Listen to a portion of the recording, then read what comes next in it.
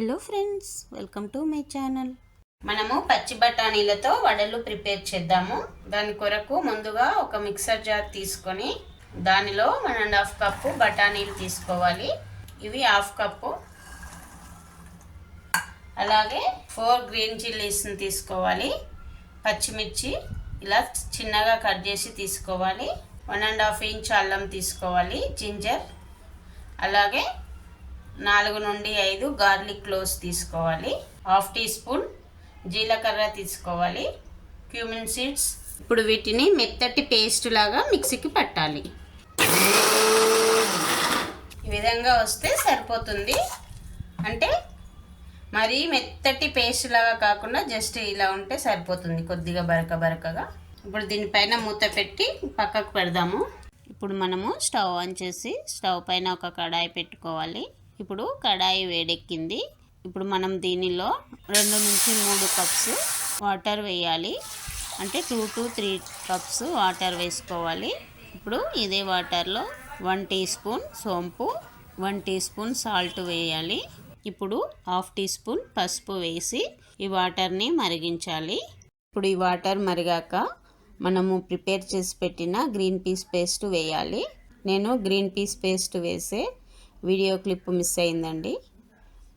ఇప్పుడు మనము ఈ పేస్ట్ వేసినాం కదా, దీనిని 3 నుంచి 4 నిమిషాలు ఈ వాటర్లోనే ఉడకనివ్వాలి. ఇప్పుడు మనము దీనిలో గ్రీన్ పీస్ పేస్ట్ వేసి 3 to 4 మినిట్స్ అవుతుంది.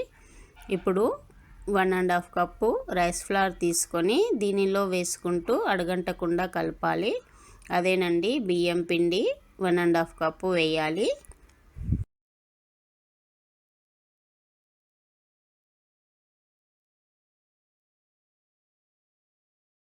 అలాగే 2 నుంచి 3 టేబుల్ స్పూన్స్ బేసన్ వేయాలి.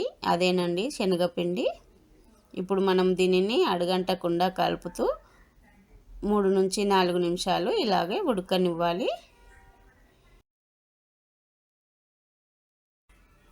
ఇప్పుడు ఈ పిండి కొద్దిగా దగ్గరకు పడింది కదా, ఇప్పుడు మనము దీనిని టేస్ట్ చూసుకోవాలి. అంటే సాల్ట్ సరిపోయిందా లేదా చూసుకొని అవసరమైతే కొద్దిగా సాల్ట్ యాడ్ చేసుకోవాలి.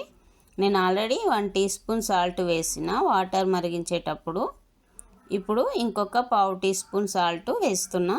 సాల్ట్ వేసి ఒకసారి కలిపి ఇప్పుడు స్టవ్ ఆఫ్ చేసుకొని కొద్దిగా చల్లారనివ్వాలి.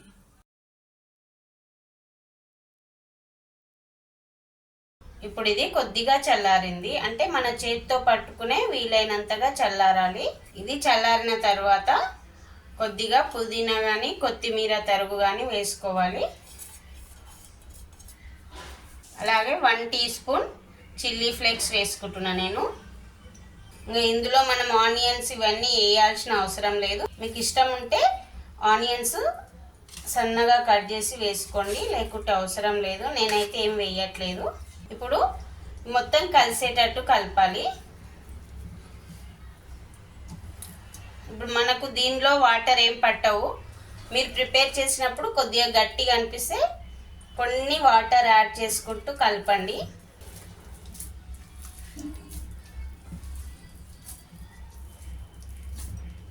మీరు స్పూన్తో కలిపినా సరిపోతుంది, కానీ చేతితో కలిపితే అన్ని ఇంగ్రీడియంట్స్ మంచిగా కలుస్తాయి. ఇలా ముద్దగా చేసి పక్కకు పెట్టాలి పిండి. ఇప్పుడు మనము ఒక ప్లేట్ తీసుకొని దీనికి కొద్దిగా ఆయిల్ గ్రీస్ చేయాలి.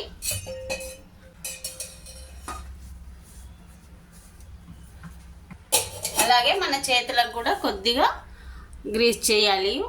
ఆయిల్ చేసి దీనిని ఒక నిమ్మకాయ సైజ్ అంతా పిండి తీసుకోవాలి.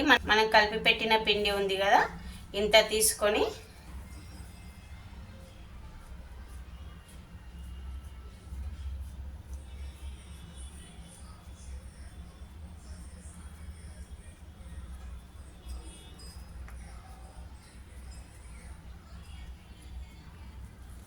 ఇలా చేస్తే సరిపోతుంది. అన్నీ ఇదే విధంగా ప్రిపేర్ చేయాలి.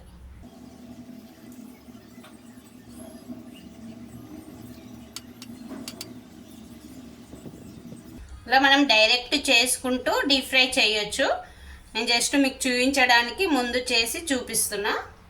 మనం అప్పటిదప్పుడే చేసి డీప్ ఫ్రై చేయొచ్చు.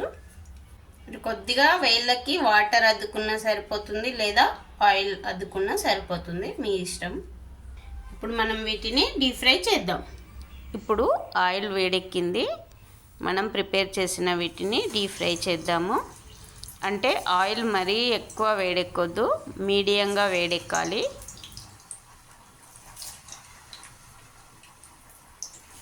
ఫ్లేమ్ని లో టు మీడియం ఫ్లేమ్లో పెడుతూ గోల్డెన్ కలర్ వచ్చే వరకు డీప్ ఫ్రై చేయాలి.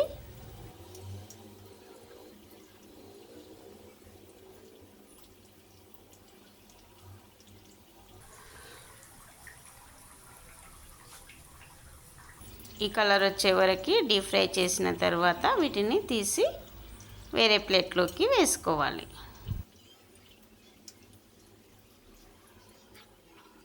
బఠానీ వడలు రెడీ అయినాయండి. ఈ రెసిపీ కనుక నచ్చితే మీరు ఒకసారి ట్రై చేసి మీకు ఏ విధంగా వచ్చిందో కామెంట్ సెక్షన్లో చెప్పండి. అదేవిధంగా నా వీడియో కనుక నచ్చితే ఒక లైక్ చేసి నా ఛానల్ని సబ్స్క్రైబ్ చేయడం మర్చిపోకండి. ఇంగ్రీడియంట్స్ డిస్క్రిప్షన్లో ఉంటాయండి. Thanks for watching.